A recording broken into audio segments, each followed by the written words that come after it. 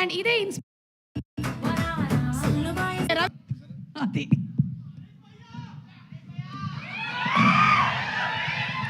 అందరికీ నమస్కారం అండి. Good evening.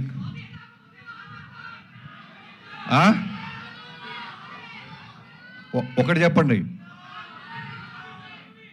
అంటే ఇందాక హీరోయిన్ ఎక్కితే అమ్మాయి ఎవరెక్కినా ఐ లవ్ యూ అన్నారు, మాకేదో అరుస్తున్నారు. అది తక్కువ మాట్లాడతాను, ఎక్కువ అరిస్తే కన్ఫ్యూజ్ ఉన్నది పోద్ది. ఫ్యాన్స్ అందరికీ, మాస్ మహారాజ్ గారి ఫ్యాన్స్ అందరికీ నమస్కారం. నాకు ఎప్పుడు రవితేజ గారిది ఏ ఈవెంట్ ఉన్నా పిలిచినా పిలవపోయినా నాకే వచ్చేయాలనిపిస్తుంది. ఎందుకంటే 2014 మీ అందరికి గుర్తుందో లేదో, ఇవాళకి నేను ఎన్ని సినిమాలు తీసినా, ఎన్ని బ్లాక్ బస్టర్లు తీసినా, ఆ ప్రోమో అన్నా నీలాంటి వాడు ఒకడు ఉండాలి ఇండస్ట్రీకి, ఎంతోమంది ట్రైన్లోకి వచ్చిన అసిస్టెంట్ డైరెక్టర్ చేసే ఒక వీసా మీరని చెప్పాను. అలా ఇవాళ రోజున ఎంతోమంది డైరెక్టర్లు మేము ఏ సినిమాలు చేసినా నువ్వు పెట్టిన భిక్షే అన్నా, మీరు అవునన్నా కాదన్నా, వీ లవ్ యూ ఆల్వేస్. నేనింతేలో డైలాగ్ ఉంటుంది, సక్సెస్ వచ్చినా ఫ్లాప్ వచ్చినా సినిమా సినిమా సినిమా అని. అది డైలాగ్ కాదు, ఆయన వ్యక్తిత్వం. సక్సెస్ వచ్చినా షూట్లోనే ఉంటారు, ఫెయిల్యూర్ వచ్చినా మళ్ళీ షూట్లోనే ఉంటారు. హానెస్టీగా డైరెక్టర్ ఏది చెప్తే అది చేసుకుంటూ వెళ్తున్న మాస్ మహారాజ్ గారికి త్వరలోనే చేస్తాను తమ్ముళ్ళు, త్వరలోనే చేస్తాను.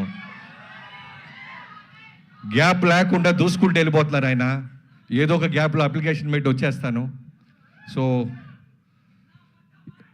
నాకు మొన్న ఎవరో సినిమా మన రవితేజ గారి సినిమా ఏదన్నా సరిగ్గా చేయకపోతే కొంతమంది, చాలా తక్కువ మంది ఉంటారు ఆయనకి శత్రువులు, ఐ మీన్ యాంటీ ఫ్యాన్స్ అనేవాళ్ళు చాలా తక్కువ మంది ఉంటారు. వాళ్ళలో ఒకళ్ళిద్దరు రవితేజ గారు రెగ్యులర్ సినిమాలు చేస్తున్నారా అంటే ఎంత కోపం వస్తుందంటే, అందరికంటే చాలా కాన్సెప్టోరియల్ సినిమాలు చేస్తున్న ఆయనే.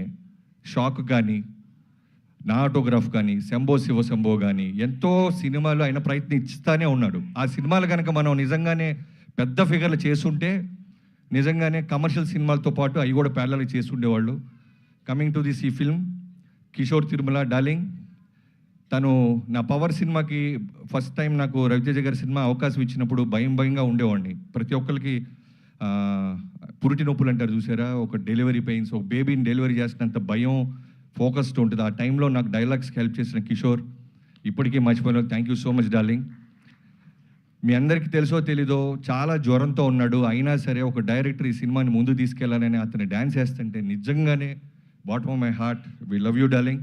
నీ హానెస్టీ, నీ రైటింగ్ ఈ సినిమా ఖచ్చితంగా పే చేస్తుంది. అన్నిటికంటే ముందు ఈ సినిమా క్వశ్చన్ పేపర్ నాకు ఒకటి లీక్ అయ్యింది.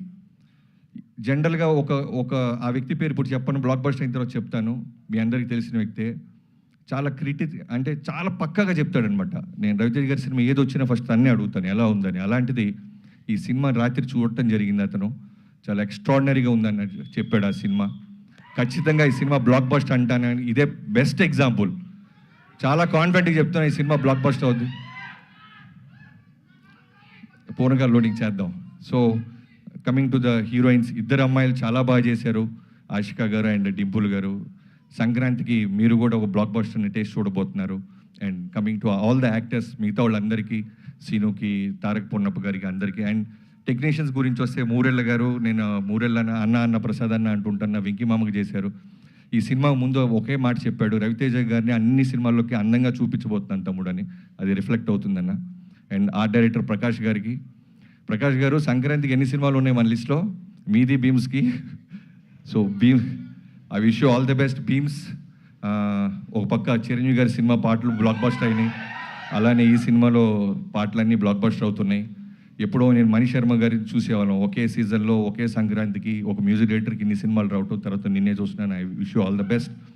అండ్ సుధాకర్ గారు సింపుల్గా మాట చెప్పేసి వెళ్ళిపోయారు. మీకు సింపుల్గా ఫ్యాన్స్ బ్లాక్ బస్టర్ సింపుల్గా రిటర్న్ ఇస్తారు. I wish you all the best. ఎవరైనా మర్చిపోతే క్షమించండి. Thank you so much.